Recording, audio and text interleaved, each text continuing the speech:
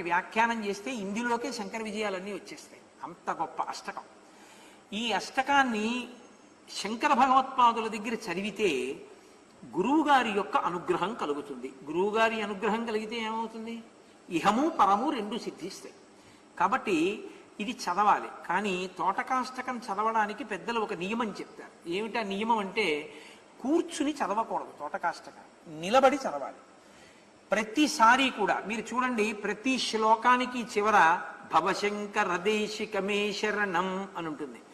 ఆ భవశంకర దేశికమే శరణం అన్న తర్వాత వంగి కుడి చేత్తో ఒకసారి నేలని ముట్టుకోవాలి. శంకరాచార్యుల వారి పాదములను ముట్టుకుని నమస్కారం చేయకూడదు, మీకు చెప్పాను కదా. అందుకని పాదములను ముట్టుకోవడం కన్నా పాదములను ముట్టుకోకుండా చేసిన నమస్కారం చాలా ప్రశస్తమైన నమస్కారం. అసలు ముట్టుకోకూడదు కూడా. పీఠాధిపతుల్ని సన్యసించిన వారిని ముట్టుకోరు. కాబట్టి దానికి కారణం వేరే ఉంటుంది. అందుకని భూమిని ముట్టుకుని